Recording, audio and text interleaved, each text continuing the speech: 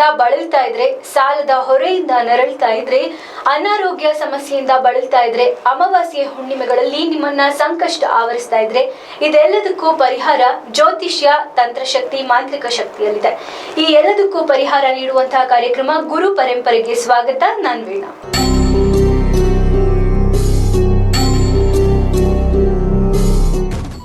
ಇವತ್ತಿನ ಗುರು ಪರಂಪರೆ ವಿಶೇಷ ಕಾರ್ಯಕ್ರಮದಲ್ಲಿ ನಮ್ಮೊಟ್ಟಿಗೆ ಇದ್ದಾರೆ ಜ್ಯೋತಿಷ್ಯರು, ಅಮಾನುಷ ಶಕ್ತಿ ಸಾಧಕರು, ತಾಂತ್ರಿಕರು ಆಗಿರುವಂತಹ ಶ್ರೀಮತಿ ಕೃಪಾರವರು. ಅವರನ್ನ ಕಾರ್ಯಕ್ರಮಕ್ಕೆ ಸ್ವಾಗತ ಮಾಡೋಣ. ಮೇಡಮ್, ಕಾರ್ಯಕ್ರಮಕ್ಕೆ ಸ್ವಾಗತ. ತಮಗೂ ಸ್ವಾಗತ. ಹಾಗೆ ನನ್ನೆಲ್ಲ ಪ್ರೀತಿಯ ವೀಕ್ಷಕರಾಗಿರುವಂಥ ಶ್ರೀ ವಿಜಯ 24 ಚಾನಲ್ ಮೈಸೂರು ಕನ್ನಡ, ಸೊ ಅವರೆಲ್ಲರಿಗೂ ಸ್ವಾಗತ ಅಂತ ಹೇಳ್ತಾ, ನನ್ನೆಲ್ಲ ಪ್ರೀತಿಯ ವೀಕ್ಷಕ ಬಾಂಧವರಿಗೆ ಮತ್ತೊಮ್ಮೆ ನನ್ನ ನಮಸ್ಕಾರಗಳು ಅಂತ ಹೇಳ್ತಾ ಈ ಕಾರ್ಯಕ್ರಮವನ್ನು ಆರಂಭಿಸ್ತಾ ಇದ್ದೀವಿ. ಮೇಡಮ್, ಸಾಕಷ್ಟು ಜನಕ್ಕೆ ಕುಲದೇವರ ಮಹತ್ವ ಗೊತ್ತಿರೋದಿಲ್ಲ. ಕುಲದೇವರ ಪೂಜೆ ಮಾಡೋದ್ರಿಂದ ಏನು ಉಪಯೋಗ ಅಥವಾ ಮಾಡದೇ ಇರೋದ್ರಿಂದ ಏನು ಸಂಕಷ್ಟಗಳು ಎದುರಾಗುತ್ತೆ ಅಂತ ಗೊತ್ತಿರೋದಿಲ್ಲ. ವೀಕ್ಷಕರಿಗೆ ಕುಲದೇವರ ಮಹತ್ವದ ಕುರಿತು ಸ್ವಲ್ಪ ಪರಿಚಯ ಮಾಡಿಕೊಡಿ. ಖಂಡಿತವಾಗ್ಲೂ. ಸೊ ನೋಡಿ ಪ್ರಿಯ ವೀಕ್ಷಕರೇ, ಯಾಕೆ ಈ ಕಾರ್ಯಕ್ರಮವನ್ನು ಈ ಚಾನಲಿಂದ ನಿಮಗಾಗಿ ಕೊಡ್ತಾ ಇದ್ದಾರೆ ಅಂತ ಹೇಳಿದ್ರೆ, ಸೊ ನೋಡಿ ನಮ್ಮ ಪ್ರತಿಯೊಂದು ಜೀವನದಲ್ಲಿ ಸಂಕಷ್ಟಗಳು ಅಂತ ಬರುತ್ತೆ. ಮನುಷ್ಯ ಅಂತ ಹೇಳಿದ್ರೆ ಹುಟ್ಟಿದ ಮೇಲೆ ನನಗಾಗಲಿ ಇನ್ನೊಬ್ಬರಿಗಾಗಲಿ ಪ್ರತಿಯೊಬ್ಬರಿಗೂ, ವೀಕ್ಷಕರು ಯಾರ್ಯಾರು ನೋಡ್ತಾ ಇದ್ದಾರೆ ಈ ಕಾರ್ಯಕ್ರಮವನ್ನು ದಯವಿಟ್ಟು ಅರ್ಥ ಮಾಡ್ಕೋಬೇಕು. ಮೊದಲನೇದಾಗಿ ಪ್ರತಿಯೊಬ್ಬರಿಗೂ ಗೊತ್ತಿರ್ಬೋದು ಕುಲದೇವರು ಅಂದರೆ ಯಾರು ಅಂತ. ಸೊ ಮೊದಲನೇದಾಗಿ ಕುಲದೇವರಿಗೆ ನಾವು ಆಶ್ರಯ ಕೊಡಬೇಕು. ನೆಕ್ಸ್ಟ್ ಬಂದು ನಮ್ಮ ಇಷ್ಟ ದೇವರು ಅಂತ ಬರ್ತಾರೆ, ಜೊತೆಗೆ ಪರಿಹಾರ ದೇವರು ಅಂತ ಬರ್ತಾರೆ. ಆ್ಯಕ್ಚುಲಿ ನಾವು ಹೇಳಬೇಕು ಅಂತಂದರೆ ಕುಲದೇವರು ಗೊತ್ತಿಲ್ಲದೆ ಇದ್ದರೆ ನಾವು ಕುಲದೇವರನ್ನ ಯಾವ ರೀತಿ ಮೊರೆ ಹೋಗುವಂಥದ್ದೇ ಅನ್ನೋದು ಇದು ಇವತ್ತಿನ ದಿನದ ಒಂದು ಕಾನ್ಸೆಪ್ಟ್ ಆಗಿದೆ. ಸೊ ಈ ಕಾನ್ಸೆಪ್ಟಲ್ಲಿ ಏನು ಹೇಳ್ತೀವಿ ಅಂತಂದರೆ, ಎಷ್ಟೋ ಬಾರಿ ಎಲ್ಲ ವೀಕ್ಷಕರಿಗೂ ಗೊತ್ತಿರುತ್ತೆ, ಕುಲದೇವರು ಗೊತ್ತಿರುತ್ತೆ, ಬಟ್ ಸಮ್ಟೈಮ್ಸ್ ಏನಾಗುತ್ತೆ ಅಂದರೆ ಕುಲದೇವ್ರನ್ನ ಗೊತ್ತೇ ಇರಲ್ಲ. ಸೊ ಕೆಲವೊಂದೊಂದು ಸತಿ ಏನಾಗುತ್ತೆ ಅಂತಂದರೆ, ನಾನು ಹೇಳ್ತೀನಿ ಪ್ರತಿ ಬಾರಿ ಯಾವಾಗ ಅಂತಂದರೆ, ಸೊ ಒಂದು ಸಂತಾನ ಆಗಿರ್ಬೋದು, ಒಂದು ವಿವಾಹ ಆಗಿರ್ಬೋದು, ಅಥವಾ ನಮ್ಮ ಒಂದು ಉದ್ಯೋಗದ ಸಮಸ್ಯೆಗಳಾಗಿರ್ಬೋದು, ನಾವು ದಿನನಿತ್ಯ ಜೀವನದಲ್ಲಿ ಸಾಲಬಾಧೆಗಳಾಗಿರ್ಬೋದು, ಸೊ ಅಥವಾ ಮಕ್ಕಳು ಒಂಥರ ಮೆಂಟಲಿ ಡಿಸೇಬಲ್ ಅಥವಾ ಮೆಂಟಲಿ ರಿಟೈರ್ಡ್ ಅಥವಾ ಡಿಸೇಬಲ್ ಚೈಲ್ಡ್ಸ್ ಅಂತ ಏನು ಬರ್ತ್ ತಗೊಂತಾರೆ, ಸೊ ಇದಕ್ಕೆಲ್ಲದಕ್ಕೂ ಕಾರಣ ಅಂತ ಹೇಳಿದಾಗ ನಾವು ಕುಲದೇವತೆಯನ್ನು ನಾವು ಮರೆತು ಹೋಗುವಂಥದ್ದು ಅಂತ. ನೋಡಿ ಎಷ್ಟು ಜನ ಏನು ಮಾಡ್ತಾರೆ ಅಂದರೆ, ತನ್ನ ತಂದೆ ತಾಯಿನ ಬಿಟ್ಟು ಬೇರೆ ಯಾರನ್ನೂ ಆಶ್ರಯ ಮಾಡಿರುವಂಥದ್ದು ಕಾಣ್ಬೋದು. ಸೊ ಆ್ಯಕ್ಚುಲಿ ಹೇಳಬೇಕು ಅಂದರೆ, ಜಗತ್ತು ಯಾವಾಗ ಸೃಷ್ಟಿಯಾಯಿತು, ಆ ಜಗತ್ತು ಸೃಷ್ಟಿ ಆದಾಗಲೇ ಇದೆಲ್ಲವೂ ಸೃಷ್ಟಿಯಾಗಿರುವಂಥದ್ದು. ಆ್ಯಕ್ಚುಲಿ ಬಂದು ನಾವು ಹೇಳ್ತೀವಿ ಏನಂತ ಹೇಳ್ಬಿಟ್ಟು, ಮುಂಚೆ ನಾವು ಹೇಳ್ತಾ ಇದ್ದು ಏನಂತಂದರೆ, ಮರ ಗಿಡಗಳು ಜೊತೆಗೆ ಸೂರ್ಯ ಚಂದ್ರನನ್ನು ಒಂದು ಆಧಾರ ಇಟ್ಟುಕೊಂಡು ನಾವು ಮಾಡ್ತಾ ಇದ್ದಿದ್ದು ಏನು ಪೂಜೆಗಳಾಗಲಿ ಒಂದು ಪುರಸ್ಕಾರಗಳಾಗಲಿ. ಸೊ ಆನಂತರ ದಿನಗಳೇನಾಯಿತು, ಒಂದು ಏನಂತ ಹೇಳ್ತೀವಿ, ಭೂಮಿಯ ಒಂದು ಏನು ಹೇಳ್ತೀವಿ, ಒಂದೊಂದು ಕಾರಣಾಂತರದಿಂದ ಪ್ರಳಯಗಳಾಗಿರ್ಬೋದು. ಎಕ್ಸಾಂಪಲ್ ನೀವು ನೋಡ್ಬೋದು, ಒಂದು ಸುನಾಮಿ ಆಗಿರ್ಬೋದು ಅಥವಾ ಕರೋನಾ ಬಂದಿರುವಂಥ ಸ್ಥಿತಿಯಲ್ಲೇ ನಾವು ನೋಡ್ಬೋದು. ಸೊ ಇಂಥ ಸಂದರ್ಭದಲ್ಲಿ ಎಷ್ಟೋ ಡೆತ್ಗಳಾಯಿತು. ಒಂದು ಸೆಕೆಂಡ್ ಬಂದು ಏನಾಗುತ್ತೆ ಅಂದರೆ, ಎಷ್ಟೋ ಜನ ಬಂದು ಮೈಗ್ರೇಟ್ ಆಗ್ತಾರೆ. ಮೈಗ್ರೇಟ್ ಅಂತಂದರೆ ಒಂದು ಊರು ಬಿಟ್ಟು ಇನ್ನೊಂದು ಊರಿಗೆ ಬರುವಂಥದ್ದು, ವಲಸೆ ಹೋಗುವಂಥದ್ದು. ಸೊ ಇಂತಹ ಸಂದರ್ಭದಲ್ಲಿ ನಮ್ಮ ಕುಲದೇವತೆಯನ್ನು ನಾವು ಮರೆತು ಬಿಟ್ಟಿರ್ತೀವಿ. ಕುಲದೇವತೆ ಅಂದರೆ ನಮ್ಮ ಹೆತ್ತ ತಾಯಿ ರೂಪದಲ್ಲೇ ಇರುವಂಥದ್ದು. ಯಾಕಂದರೆ ಇದೆಲ್ಲ ಹಿಂದಿನ ಕಾಲದಲ್ಲಿ ನಮಗೆ ನಮ್ಮ ಹಿಂದೂಗಳ ಸನಾತನ ಧರ್ಮದಲ್ಲಿ ತಿಳಿಸ್ತಾ ಇದ್ರು. ಸೊ ಹಾಗಾಗಿ ನಾವು ಮೊದಲನೇದಾಗಿ ಹೋಗುವಂಥದ್ದು ನಮ್ಮ ಕುಲದೇವತೆ ಮೊರೆ ಹೋಗುವಂಥದ್ದು. ಮೇಡಮ್, ಮತ್ತೊಂದು ಪ್ರಶ್ನೆ, ಕುಲದೇವರನ್ನ ಮುಂದೆ ಇಟ್ಕೊಂಡು ಯಾವ ರೀತಿ ಕಾರ್ಯಗಳನ್ನ ಆರಂಭ ಮಾಡ್ಬೋದು ಅಂತ? ಖಂಡಿತವಾಗ್ಲೂ ನೋಡಿ, ಹಿಂದಿನ ಕಾಲದಲ್ಲಿ ನೀವು ನೋಡ್ಬೋದು, ಮಕ್ಕಳಿಗೆ ಒಂದು ಏನು ಚೌಲ ಮಾಡಿಸೋದಾಗಿರ್ಬೋದು, ಅಥವಾ ಕೂದಲು ತೆಗೆಯೋ ಶಾಸ್ತ್ರ ಆಗಿರ್ಬೋದು, ಅಥವಾ ಒಂದು ಕಿವಿ ಚುಚ್ಚೋ ಶಾಸ್ತ್ರಗಳಾಗಿರ್ಬೋದು, ಅಥವಾ ಸೀಮಂತ ಮಾಡೋದಾಗಿರ್ಬೋದು, ಅಥವಾ ಮದುವೆ ವಿಚಾರ ಅಂತ ತಗೊಂಡಾಗಿರ್ಬೋದು, ಸೊ ಎಂಗೇಜ್ಮೆಂಟು ಅಥವಾ ಮನೆ ಕಟ್ಟುವಂಥ ವಿಚಾರಗಳಾಗಿರ್ಬೋದು. ಸೊ ಇಂತಹ ಸಂದರ್ಭದಲ್ಲಿ ಪ್ರತಿಯೊಬ್ಬರೂ ಒಂದು ಹಳ್ಳಿಯಿಂದ ಹಿಡಿದು ಡೆಲ್ಲಿಯವರೆಗೆ ಅಂದರೆ ಸಿಟಿ ತನಕನೂ ಕುಲದೇವತೆ ಆರಾಧನೆ ಇತ್ತು. ಸೊ ಇತ್ತೀಚಿನ ದಿನಗಳಲ್ಲಿ ಏನಾಗಿದೆ ಅಂದರೆ, ನಾವೆಲ್ಲ ಸೈನ್ಸ್ ಅಂತ ಓಡ್ತಾ ಇದ್ದೀವಿ. ಸೊ ಈ ವಿಜ್ಞಾನ ಯುಗದಲ್ಲಿ ನಮ್ಮ ಕುಲದೇವ್ರನ್ನೇ ನಾವು ಮರೆತುಬಿಟ್ಟಿದ್ದೀವಿ.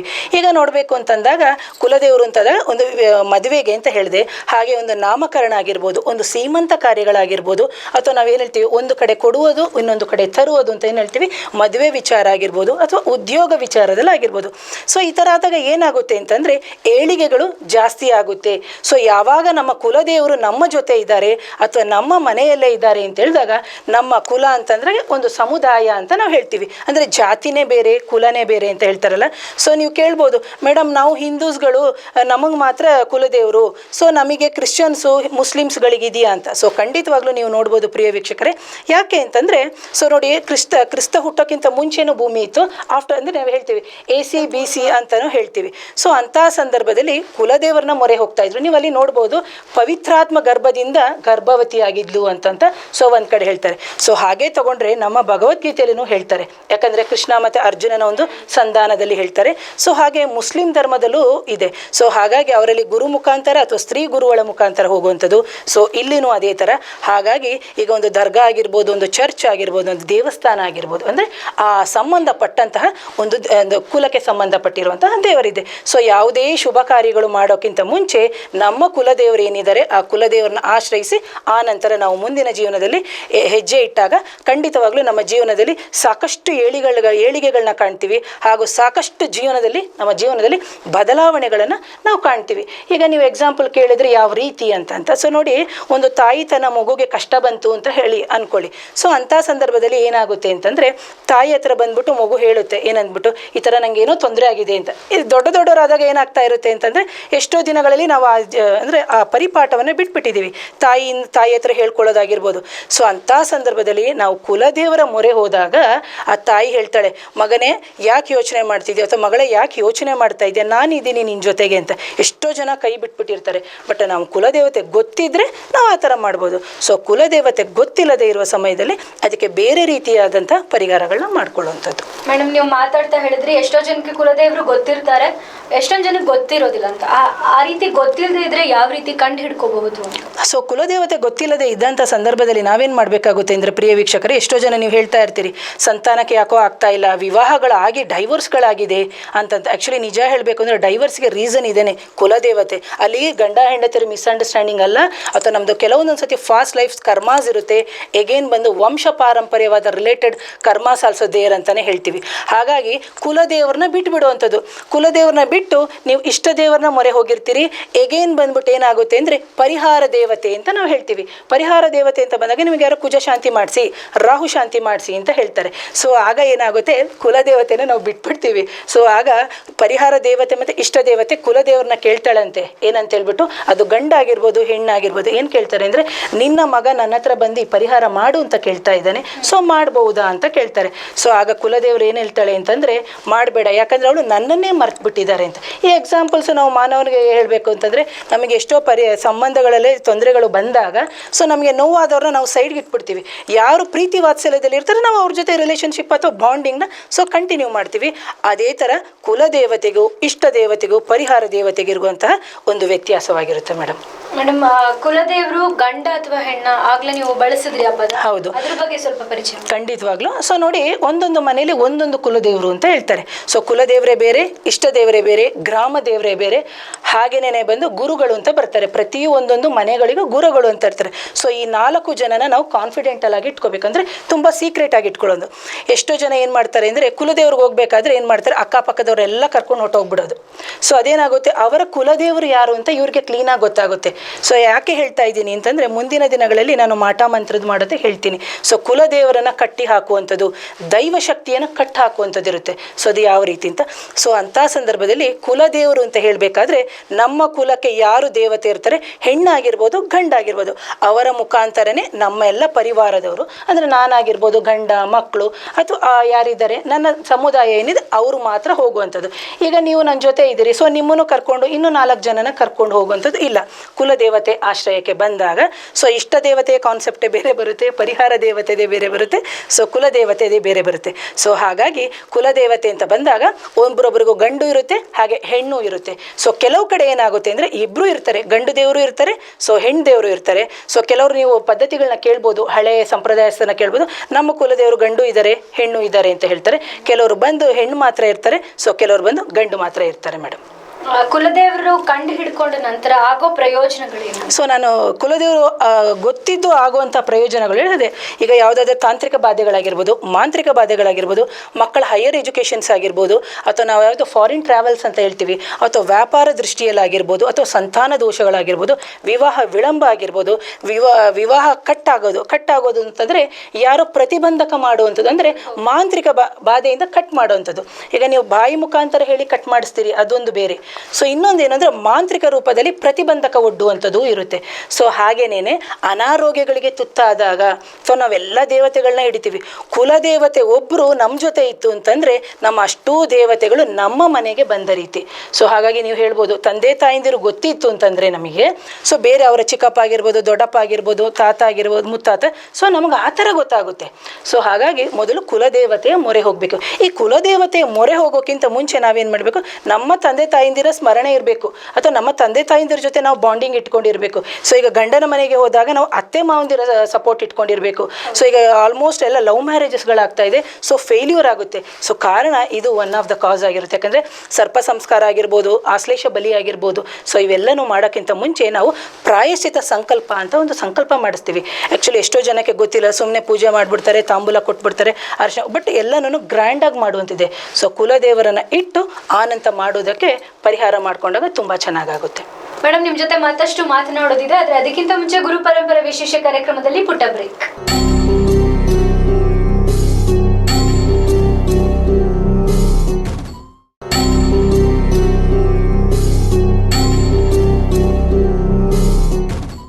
ಬ್ರೇಕ್ನ ನಂತರ ಗುರು ಪರಂಪರೆ ವಿಶೇಷ ಕಾರ್ಯಕ್ರಮಕ್ಕೆ ಮತ್ತೆ ಸ್ವಾಗತ.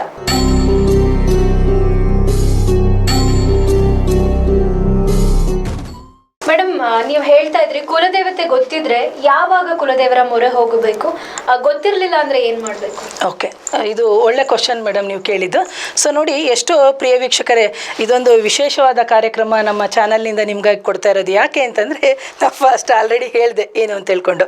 ಸೊ ನೋಡಿ, ಈ ದೀಪಾವಳಿ ಹಬ್ಬ ಬರೋಕ್ಕಿಂತ ಮುಂಚೆ ನಾವು ಅಂದರೆ ಅದು ಕಥೆನೇ ಇದೆ ದೀಪಾವಳಿ ಹಬ್ಬಕ್ಕೆ ಯಾವ ರೀತಿ ಅಂತ ಹೇಳ್ಬಿಟ್ಟು. ಸೊ ನೋಡಿ, ನಮ್ಮ ಪ್ರತಿಯೊಂದು ಹಬ್ಬ ಆಚರಿಸೋಕ್ಕಿಂತ ಮುಂಚೆ ಒಂದು ಕುಲದೇವರ ಮೊರೆ ಹೋಗುವಂಥದ್ದು ಅಂತ. ಸೊ ನೀವು ಎಷ್ಟೋ ಜನ ಮನೇಲಿ ನೀವು ನೋಡ್ತೀರಿ, ಸೊ ಈ ಥರ ಒಂದು ಮಣ್ಣಿನ ಮಡಿಕೆ ಇಟ್ಕೋತಾರೆ. ಸೊ ಇಲ್ಲದಿದ್ದರೆ ಆಲ್ಮೋಸ್ಟ್ ಇವತ್ತಿನ ದಿನಗಳಲ್ಲಿ ಏನಾಗಿದೆ, ಪ್ಲಾಸ್ಟಿಕ್ ರಿಲೇಟೆಡ್ ಇಟ್ಕೊಂಡ್ಬಿಡ್ತಾರೆ. ಸೊ ಅದರೊಳಗಡೆ ಕಾಯಿನ್ ಹಾಕುವಂಥದ್ದು. ಸೊ ಕುಲದೇವರಿಗೆ ಹೋಗಬೇಕಾದ್ರೆ ನಾವು ಇದನ್ನು ತೊಗೊಂಡು ಹೋಗಿ ಹಾಕುವ, ಅಥವಾ ಅದರಲ್ಲೇ ತೊಗೊಂಡು ಹೋಗ್ಬಿಟ್ಟು ಒಂದು ಏನು ಹೇಳ್ತೀವಿ ಟ್ರಾವೆಲಿಂಗ್ ಎಕ್ಸ್ಪೆನ್ಸಿವ್ ಅಂತ ಏನು ಹೇಳ್ತೀವಿ, ಸೊ ಅದಕ್ಕೆ ಯೂಸ್ ಮಾಡ್ತಾ ಇದ್ರು. ಸೊ ಹಾಗೇನೇ ನೋಡಿ, ಕೆಲವ್ರ ಮನೇಲಿ ಇದು ಏನು ವೆಂಕಟೇಶ್ವರ ಸ್ವಾಮಿಗೆ ಅಥವಾ ತಿರುಪತಿ ಹೋಗೋಕ್ಕಿಂತ ಮುಂಚೆ ನಾವೇನು ಮಾಡ್ತೀವಿ ಹೇಳಿ, ಸೊ 4-6 ಮನೆಗಳಿಗೆ ಹೋಗ್ಬಿಟ್ಟು ಅದನ್ನು ಕಲೆಕ್ಟ್ ಅಂದರೆ ದುಡ್ಡು ಆಗಿರ್ಬೋದು, ಅಕ್ಕಿ ಆಗಿರ್ಬೋದು, ಈ ಥರ ರೂಪದಲ್ಲಿ ಕಲೆಕ್ಟ್ ಮಾಡಿಕೊಂಡು ಹೋಗುವಂಥದ್ದು. ಇದರಲ್ಲಿ ನೋಡಿ, ಎಷ್ಟೇ ದುಡ್ಡಿದ್ದವರು ಮಾಡ್ತಿದ್ರು, ದುಡ್ಡು ಇಲ್ಲದವರು ಮಾಡ್ತಾಯಿದ್ರು. ಸೊ ಇದು one of the example for Hindus. So again ಬಂದು ಕ್ರಿಶ್ಚಿಯನ್ಸಲ್ಲಿ ನೀವು ಚರ್ಚಿಗೆ ಹೋದಾಗ ನೀವು ನೋಡಿ, ಸೊ ಈ ಥರ ಎಂಥ ರೇಷ್ಮೆ ಬಟ್ಟೆಗಳೇ ಹುಟ್ಟಿರಲಿ, ಈ ಥರ ನಿಂತ್ಕೊಂಡು ಅವರು ಕೇಳ್ಕೊತಾ ಇರ್ತಾರೆ. ಸೊ ಅದು ನಾನು ತುಂಬ ಸರಿ ನಾನು ನೋಡಿದ್ದೀನಿ. ಯಾಕಂದರೆ ನಾನು ಹಿಂದೂ ಆಗಿರ್ಬೋದು, ಬೇರೆ ಕಮ್ಯುನಿಟೀಸ್ ಬಗ್ಗೆನೂ ಕೆಲವೆಲ್ಲ ತಿಳ್ಕೊಂಡಿದ್ದೀನಿ. ಸೊ ಹಾಗಾಗಿ ಚರ್ಚಲ್ಲಿ ಹೋದಾಗ ಅವ್ರು ಈ ಥರ ಕೇಳ್ತಾ ಇರ್ತಾರೆ ಭಿಕ್ಷೆಗೆ ಅಂತ. ಅದು ಭಿಕ್ಷೆ ಅಲ್ಲ, ನಾವು ಕೊಡುವಂಥ ಹಣದಿಂದ ಅವರ ದೇವತಾ ಕಾರ್ಯಗಳು ಅಂತ ಏನಿದೆ, ಸೊ ಅದನ್ನು ಅವರು ನೆರವೇರಿಸ್ಕೋತಾರೆ. One concept. ಎಗೇನ್ ಬಂದ್ಬಿಟ್ಟು ಅವ್ರು ಏನು ಮಾಡ್ತಾರೆ ಅಂತಂದರೆ, ಹರಕೆ ಹೊತ್ಕೊಂಡಿರ್ತಾರೆ. ಹರಕೆ ನಮ್ಮ ಜನಾಂಗದಲ್ಲೂ ಇದೆ, ಮುಸ್ಲಿಂ ಜನಾಂಗದಲ್ಲೂ ಇದೆ, ಕ್ರೈಸ್ತ ಜನಾಂಗದಲ್ಲೂ ಇದೆ, ಬೌದ್ಧ, ಜೈನಾಸ್, ಆಲ್ ಕಮ್ಯುನಿಟೀಸಲ್ಲೂ ಇದೆ.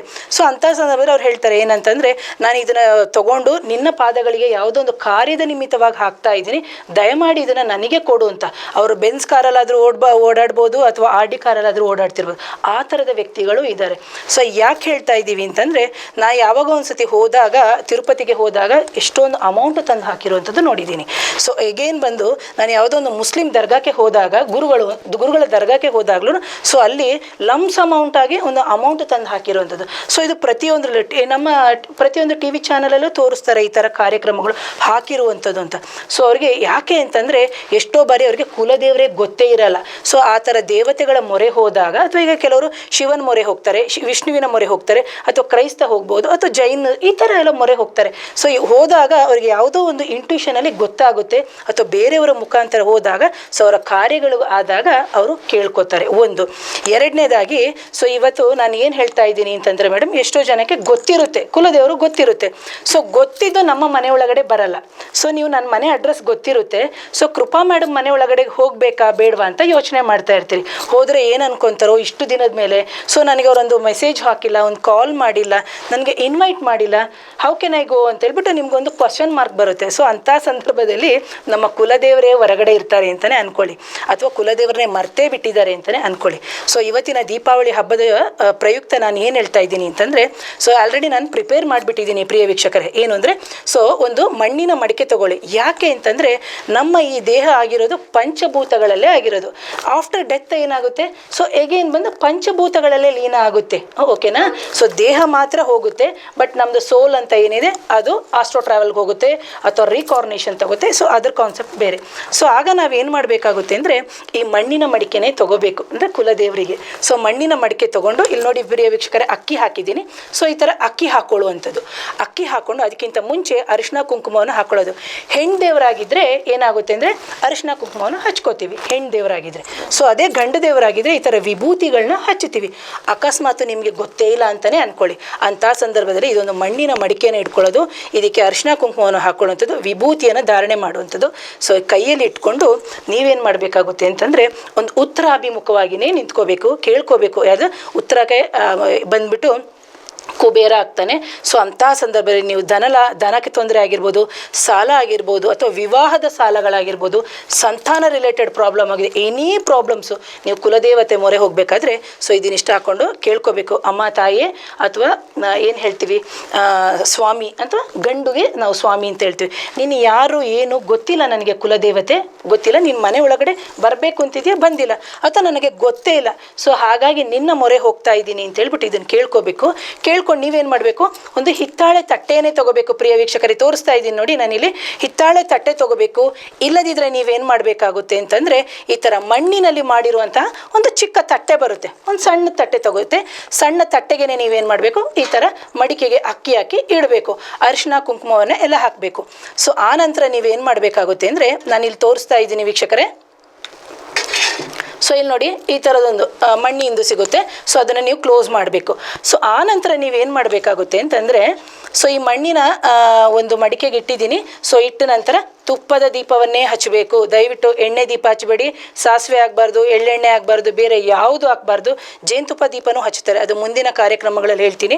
ಸೊ ತುಪ್ಪದ ದೀಪವನ್ನೇ ಹಚ್ಚಬೇಕು.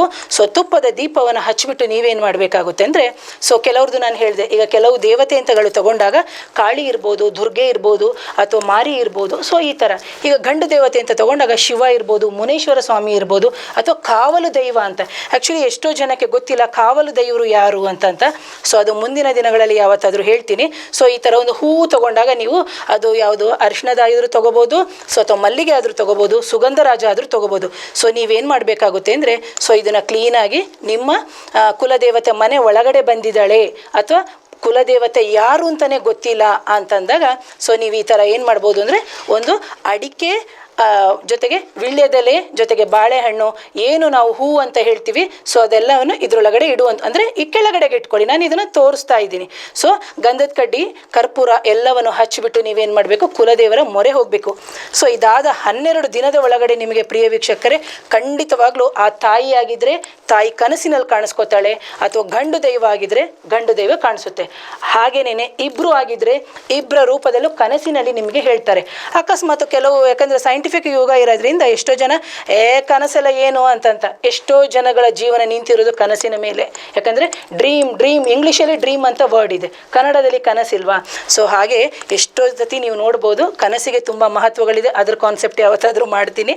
ಹಾಗೇನೇ 12 ದಿನದೊಳಗಡೆ ನಿಮಗೆ ಕಾಣಿಸ್ಕೋತಾಳೆ ಇಲ್ವಾ. ನೀವು ಇದನ್ನು ಪರಿಹಾರ ಅಂತ ತಗೊಂಡಾಗ ಸೊ ಈಗ ನಿಮ್ಮ ತಂದೆ ತಾಯಿದಿರನ್ನ ನೀವು ಕೇಳ್ತೀರಿ, ಅಮ್ಮ ನಂದು ಕುಲದೇವ್ರು ಯಾರು ಅಂತಂದಾಗ ಅಪ್ಪ ಅಮ್ಮ ಹೇಳ್ತಾರೆ ಈ ಥರ ಅಂತ. ಸೊ ಚಿಕ್ಕಪ್ಪರು ಕೇಳ್ತಾರೆ, ಸೊ ಅವ್ರಿಗೆ ಗೊತ್ತಿರಲ್ಲ.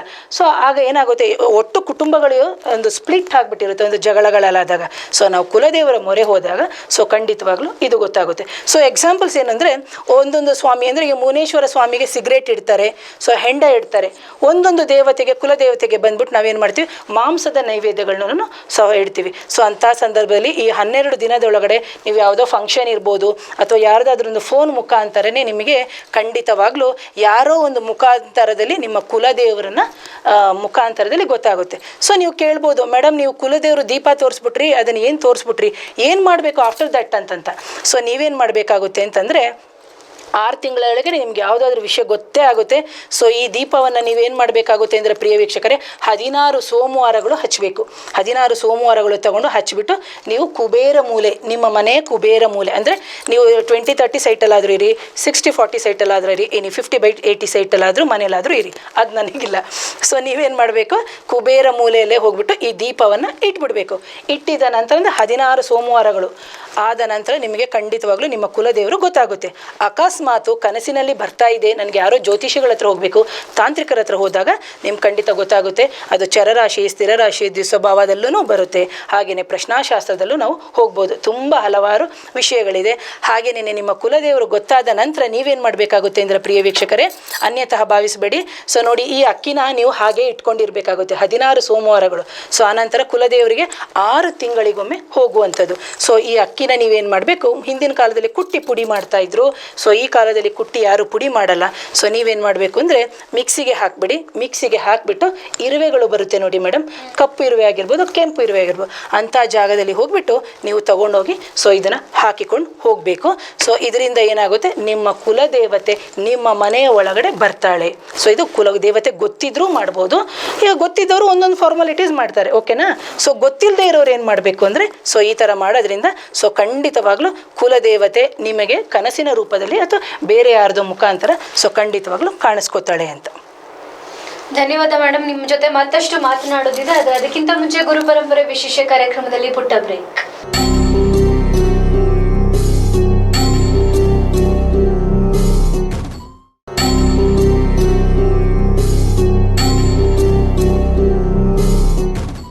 ಬ್ರೇಕ್ನ ನಂತರ ಗುರು ಪರಂಪರೆ ವಿಶೇಷ ಕಾರ್ಯಕ್ರಮಕ್ಕೆ ಮತ್ತೆ ಸ್ವಾಗತ.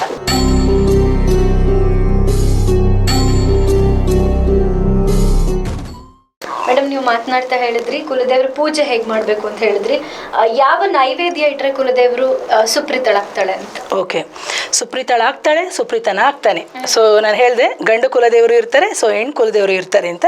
ಸೊ ಇದು ಕುಲದೇವತೆ ಗೊತ್ತಿದ್ರೂ ಮಾಡ್ಬೋದು, ಅಥವಾ ಗೊತ್ತಿಲ್ಲದೆ ಇದ್ರೇ ಖಂಡಿತವಾಗ್ಲೂ 16 ವಾರಗಳು ಮಾಡಿದಾಗ ಕಾಣಿಸ್ಕೋತಾಳೆ. One concept. ಎಗೇನ್ ಬಂದು ಇದನ್ನು ಮಾಡಿದಾಗ ಕೆಲವರಿಗೆ 12 ದಿನದಲ್ಲಿ ಕಾಣಿಸೋಂಥದ್ದು. ಇನ್ನು ಬಂದು ನಾವು ಕುಲದೇವತೆ ಮೂಟೆ ಅಂತ ಕೊಡ್ತೀವಿ ಮೇಡಮ್. ಯಾಕಂದರೆ ಅದು ಯಾರಾದರೂ ಪ್ರಿಯ ವೀಕ್ಷಕರು ನೋಡ್ತಾ ಇದ್ರೆ, ಮೇಡಮ್ ನಮಗೆ ಇದು ಮಾಡೋಕ್ಕಾಗಲ್ಲ ಅಂತಂದರೆ ಕುಲದೇವತೆ ಮೂಟೆ ಅಂತ ನಾನು ಮಾಡಿಕೊಡ್ತೀನಿ. ಯಾಕಂದರೆ ಎಷ್ಟೋ ಜನಕ್ಕೆ ನಾನು ಮಾಡಿಕೊಟ್ಟಿದ್ದೀನಿ. ಸೊ ಆ ಮಾಡಿಕೊಟ್ಟ ಮೇಲೆ ಏನಾಗುತ್ತೆ, ಅವ್ರು ತೊಗೊಂಡೋಗಿ ಮನೇಲಿ ಕಟ್ಟುವಂಥದ್ದು ಆ ಕನಸಿನ ರೂಪದಲ್ಲಿ ಇಷ್ಟು ದಿನ ಅಂತ. ಯಾಕಂದರೆ ನಾನು ಅದಕ್ಕೆ ಹೇಳಿದ್ದು ಕನಸು ಅಂತ ಹೇಳ್ಕೊಂಡು. ಸೊ ಆ ಥರ ಯಾರಿಗಾದ್ರೂ ಪ್ರಿಯ ವೀಕ್ಷಕರಿಗೆ ಇದು ಮಾಡೋಕ್ಕಾಗಲ್ಲ ಅಂದ ಸಂದರ್ಭದಲ್ಲಿ ಒಂದು ಕುಲದೇವತೆಯ ಮೂಟೆಯನ್ನು ಮಾಡ್ಕೊಳ್ಳುವಂಥದ್ದು ಒಂದು ಕಾನ್ಸೆಪ್ಟ್ ಇದೆ. ಅದು ಯಾವತ್ತಾದರೂ ಮಾಡ್ತೀವಿ. ನೀವು ನೈವೇದ್ಯ ಅಂತ ಕೇಳಿದ್ರಿ. ಸೊ ನೈವೇದ್ಯ ಅಂತ ಅಂದಾಗ ನಾವೇನು ಮಾಡ್ತೀವಿ ಅಂತಂದರೆ ನೋಡಿ, ಕೆಲವು ಕುಲದೇವರಿಗೆ ಬಂದು ಬರೀ ಫಲಹಾರಗಳು, ಸಸ್ಯಾಹಾರ ಅಂದರೆ ನಾವು ಹೇಳ್ತೀವಿ ಹಣ್ಣುಗಳು ಅಥವಾ ತರಕಾರಿಗಳು ಅಂತ ಹೇಳ್ತೀವಿ. ಹಾಗೆ ಕೆಲವು ದೇವರಿಗೆ ನೀವು ಬಂದುಬಿಟ್ಟು ಏನು ಹೇಳ್ತೀವಿ, ಮಾಂಸದ ಒಂದು ಪರಿಪಾಠ ಇದೆ. ಹಾಗೆಯೇ ಆ್ಯಕ್ಚುಲಿ ಇನ್ನೊಂದು ಕಡೆ ಏನು ಹೇಳ್ತಾರೆ ಅಂತಂದರೆ, ಕುಲದೇವತೆಗೆ ನೀವು ಬೇಕಾದರೆ ಯಾರು ಬೇಕಾದರೂ ಇವತ್ತು ನನ್ನ ಕಾರ್ಯಕ್ರಮವನ್ನು ನೋಡ್ತಾ ಇದ್ದೀರಿ ಪ್ರಿಯೋಕ್ಷಕರು, ಇದನ್ನು ಮಾಡಿ ನೋಡಿ. ಕುಲದೇವರಿಗೆ ಒಬ್ಬಟ್ಟು ಮಾಡಬೇಕಂತೆ, ಬೇಳೆಯ ಅಂದರೆ ಕಡಲೆಬೇಳೆಯ ಒಬ್ಬಟ್ಟನ್ನು ಮಾಡೋದ್ರಿಂದ ನಮ್ಮ ಎಷ್ಟೋ ಸಮಸ್ಯೆಗಳು, ಅದರಲ್ಲಿ ಎಸ್ಪೆಷಲಿ ಫೀಮೇಲ್ಸಿಗೆ ಗರ್ಭದ ಸಂಬಂಧ ತೊಂದರೆಗಳೇನಾದರೂ ಇತ್ತು ಅಂತಂದರೆ ಕುಲದೇವತೆಗೆ ಒಬ್ಬಟ್ಟನ್ನು ನೈವೇದ್ಯ ಮಾಡಿ ಇಡೋದ್ರಿಂದ ಸೊ ಖಂಡಿತವಾಗ್ಲೂ ಪರಿಹಾರ ಆಗುತ್ತೆ ಅಂತ ಹೇಳ್ಬಿಟ್ಟು ಮೇಡಮ್. ಸೊ ನೆಕ್ಸ್ಟ್ ಮೇಡಮ್, ನೀವು ಇದನ್ನು ಎಷ್ಟು ದಿನ ಮಾಡಬೇಕಾಗಬಹುದು? ಕುಲದೇವತೆ ವಿಚಾರ ಅಂತ ಬಂದಾಗ ನೋಡಿ, ನಮಗೆ ಎಷ್ಟು ದಿನ ಆಹಾರ ಬೇಕು ಮೇಡಮ್? ದಿನದ ಪ್ರತಿನಿತ್ಯವೂ ನಾವು 3 ಹೊತ್ತು ತಿಂತಾ ಇರ್ತೀವಿ. ಆಹಾರಕ್ಕೆ ತಗೊಂಡಿರ್ಬೋದು, ವಿದ್ಯಾಭ್ಯಾಸಕ್ಕೆ ತಗೊಂಡಿರ್ಬೋದು, ಸಂತಾನಕ್ಕೆ ತಗೊಂಡಿರ್ಬೋದು, ಮಕ್ಕಳಿಗೆ ತಗೊಂಡಿರ್ಬೋದು. ಸೊ ನಮ್ಮ ಜೀವನದ ಪ್ರತಿಯೊಂದು ಏಳಿಗೆ ಅಂತ ಬಂದಾಗ ಸೊ ಖಂಡಿತವಾಗ್ಲೂ ಕುಲದೇವತೆ ನಮ್ಮ ಈ ಸೋಲ್ ಅಂತ ಏನಿದೆ ಸೊ ಅದು ಇರೋ ತನಕನೂ ನಮಗೆ ಬೇಕು. First concept. ಅಕಸ್ಮಾತ್ ಇವತ್ತಿನ ಯಾಂತ್ರಿಕ ಬದುಕಲ್ಲಿ ನಮ್ಗೆ ಏನಾಗ್ಬಿಟ್ಟಿದೆ ಅಂದರೆ ನಾವು ಎಲ್ಲ ದಿನಗಳಲ್ಲಿ ಹೋಗೋಕ್ಕೆ ಆಗಲ್ಲ. ಸೊ ಅಟ್ಲೀಸ್ಟ್ ನೀವೇನು ಮಾಡಬೇಕಾಗುತ್ತೆ ಅಂದರೆ ಪ್ರಿಯ ವೀಕ್ಷಕರೇ, ಅಂತಹ ಸಂದರ್ಭದಲ್ಲಿ ಎವ್ರಿ 6 months ಒನ್ಸ್ ಅಂತಂದರೆ ನಾವು 6 ತಿಂಗಳಿಗೊಮ್ಮೆ ಹೋಗುವಂಥ ಪರಿಪಾಠ ಇತ್ತು. ಹಿಂದಿನ ಕಾಲದಲ್ಲಿ ನೋಡಿ ಕಾಲಲ್ಲೇ ನಡ್ಕೊಂಡು ಹೋಗುವಂಥದ್ದಿತ್ತು. ಇವತ್ತಿನ ದಿನ ನಾವು ಟ್ರೈನ್ ಆಗಿರ್ಬೋದು, ಬಸ್ ಆಗಿರ್ಬೋದು, ಸೊ ಅಥವಾ ಗಾಡಿ ಇರ್ಬೋದು, ಫ್ಲೈಟ್ ಇರ್ಬೋದು, ಈ ಥರ ಎಲ್ಲ ಕಡೆ ನಾವು ಓಡಾಡ್ತಾ ಇದ್ದೀವಿ. ಬಟ್ ಪಾದದಲ್ಲಿ ಹೋಗುವಂಥದ್ದು ಅಂದರೆ ಈಗ ನಿಮ್ಮ ಕುಲದೇವತೆ ಅಂತ ಬಂದಾಗ ಸೊ ಅವರು ಊರ ಹೊರಗಡೆ ಇರ್ಬೋದು ಅಥವಾ ಒಳಗಡೆ ಇರ್ಬೋದು ಅಥವಾ ಬೇರೆ ದೇಶಗಳಲ್ಲಿ ಇರ್ಬೋದು, ಬೇರೆ ರಾಜ್ಯ ಅಂತ ನಾವೇನು ಹೇಳ್ತೀವಲ್ಲ, ಸೊ ಆ ಥರ ಎಲ್ಲ ಕಡೆ ಇದ್ದಾಗ ನೀವೇನು ಮಾಡಬೇಕಾಗುತ್ತೆ ಅಂದರೆ ಸೊ 6 ತಿಂಗಳಿಗೊಮ್ಮೆ ಆದರೂ ಹೋಗಬೇಕು ಅಥವಾ ವರ್ಷಗಳಿಗೆ ಒಮ್ಮೆ ಆದ್ರೂ ನೀವು ಹೋಗುವಂಥ ವಿಚಾರ ಇರುತ್ತೆ. ಹಾಗೆಯೇ ನೀವು ಕೆಲವ್ರ ಮನೇಲಿ ಕೇಳ್ಬೋದು ಹೆಣ್ಮಕ್ಳಿಗೆ ವಿಚಾರ ಅಥವಾ ಗಂಡು ಮಕ್ಕಳಿಗೂ. ನಮ್ಮ ಮನೇಲಿ ನಮ್ಮ ಮಗಳಿಗೆ ಕಪ್ಪು ಬಟ್ಟೆ ಆಗಲ್ಲ ಅಥವಾ ನಮ್ಮ ಕುಲಕ್ಕೆ ಗಂಡು ಮಕ್ಕಳಿಗೆ ಕಪ್ಪು ಶರ್ಟ್ ಆಗಲ್ಲ, ಹೆಣ್ಮಕ್ಳು ಕಪ್ಪು ಹಾಕಬೇಡಿ ಅಂತಾರೆ. ಸೊ ಕೆಲವ್ರು ಕೆಂಪು ಹಾಕಬೇಡಿ ಅಂತಾರೆ, ಕೆಲವ್ರು ಹಸಿರು ಹಾಕಬೇಡಿ ಅಂತ. ಸೊ ಇದೆಲ್ಲ ನೀವು ಕೇಳಿರ್ತೀರಿ. ಸೊ ನೀವು ಕೇಳಿದಿರೋ ಕೇಳಿಲ್ಲೋ ಗೊತ್ತಿಲ್ಲ, ಯಾಕಂದರೆ ಇನ್ನೂ ನೀವು ಚಿಕ್ಕ ವಯಸ್ಸಿನವರು.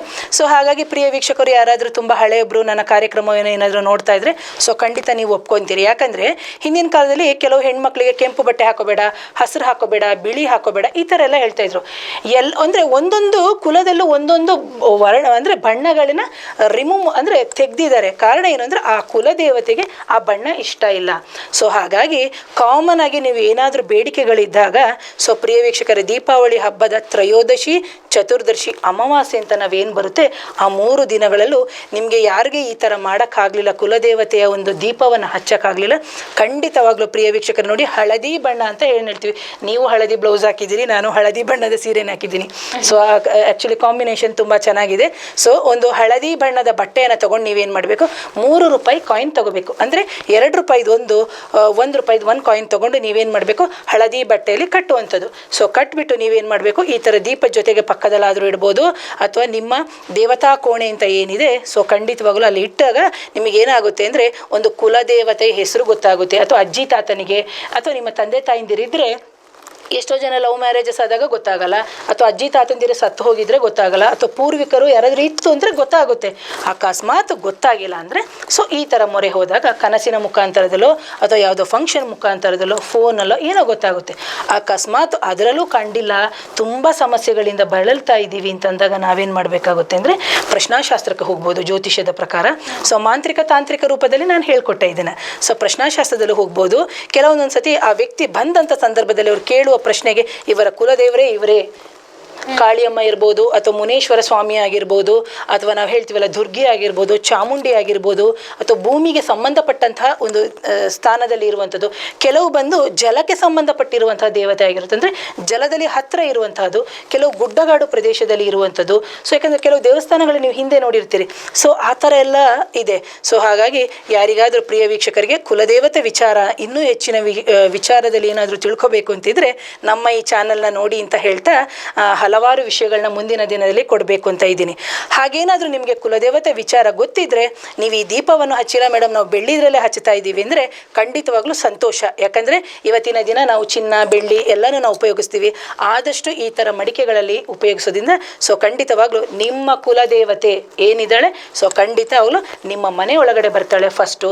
ಎರಡನೇದಾಗಿ ನಿಮ್ಮ ಸಂಕಷ್ಟದಲ್ಲಿ ನಿಮ್ಮ ಆ ಕುಲದೇವತೆ ಆಗಿರುವಂಥ ತಾಯಿ ಆಗಿರ್ಬೋದು, ತಂದೆ ಆಗಿರ್ಬೋದು, ಅಥವಾ ಇಬ್ಬರು ಆಗಿದ್ರು ಸೊ ನಿಮಗೇನು ಮಾಡ್ತಾರೆ, ಖಂಡಿತವಾಗ್ಲೂ ಅವರ ಬ್ಲೆಸ್ಸಿಂಗ್ಸ್ ಅಂತ ನಾವೇನು ಹೇಳ್ತೀವಿ, ಆಶೀರ್ವಾದ ಅಂತ ಏನು ಹೇಳ್ತೀವಿ. ಅಥವಾ ತಾಯಿ ಯಾವುದೇ ಕಾರಣಕ್ಕೂ ತನ್ನ ಮಕ್ಕಳನ್ನ ಇದು ಮಾಡಲ್ಲ, ಹಾಗೆ ತಂದೆನೂ ಹಾಗೆ. ಅದೆರಡೂ ಸ್ವರೂಪದಲ್ಲಿ ನಾವು ನಮ್ಮ ಕುಲದೇವತೆ ಮೊರೆ ಹೋಗಬೇಕಾದ್ರೆ ನಮ್ಮ ಪೂರ್ವಿಕರ ಒಂದು ಇತಿಹಾಸವನ್ನು ತಿಳ್ಕೊಬೇಕು.